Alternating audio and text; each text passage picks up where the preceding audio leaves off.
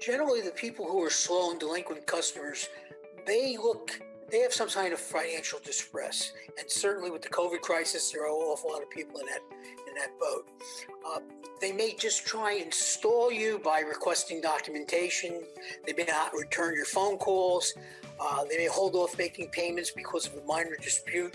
And I usually use in my classes, say you're collecting for Staples, and the customer has bought a desk and a chair, and you call and they say, well, the chair doesn't roll. I'm not paying the whole bill. Well, the desk may be $750 and the chair may be $250 for a total of $1,000.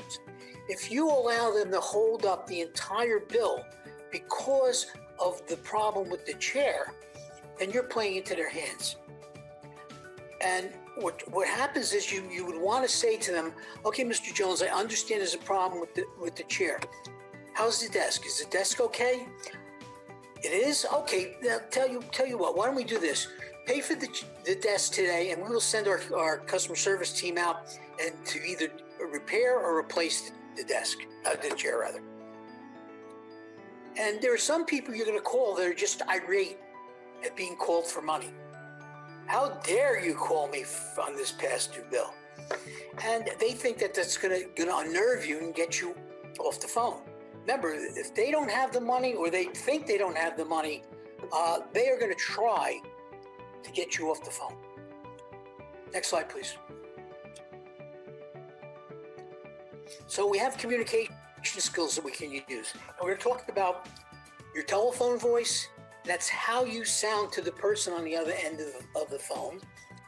A technique known as mirroring, and active and effective listening. Next slide. So your knowledgeable use of your telephone voice can make or break the collection call. So when you look at things like pacing and inflection, you want to try and mirror the debtor's pacing.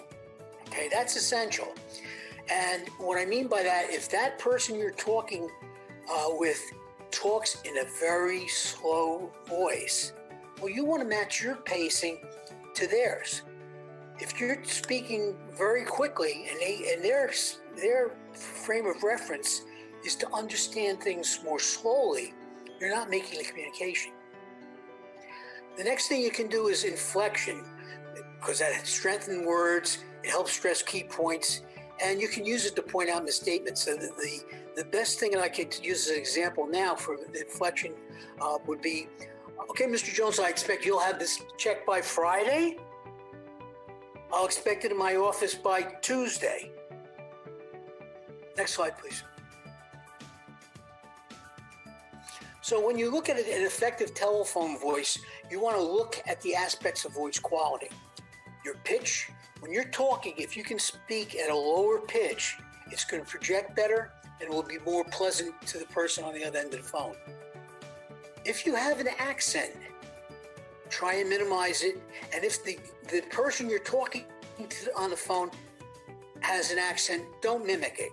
I mean, that can, people turn a lot of people off like that.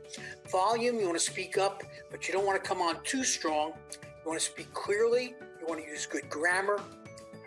You want to use good tone. Again, it's not what you say, it's how you say it. You want to use inflection, just like I said. So you'll have the check out to us by Friday. Is that correct, Mr. Jones? And then the pacing, rhythm and rate of speech. You want to mirror the debtor. Next slide, please. When we talk about mirroring, it's customers' characteristics such as pacing that helps develop rapport. It keeps the conversation going and increases the understanding of what's being said. So it's very important to try and mirror the person you're talking to and keep that going. Like I said originally, you're going to be in a recurring relationship with this customer. So you don't want them, when they hear you're on the phone, to say, well, I'm not in. Tell them I'm not in. Hi, this is Bob Shultz. I'd like to tell you about another great course that Hayako is now offering. It has to do with negotiations, and particularly how do you strategize negotiations in your collection process. We could do kind of a deep dive into general negotiation techniques, how to position yourself, how to get to a win-win solution. And then we also go into some detail on how you can use these strategies to effectively collect from customers, even if they're quite resistant.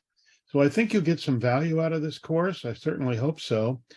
And it should be something that anybody in the collections process can use going forward.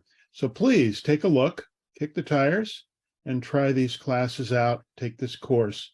I think you'll find it very worthwhile. Thank you.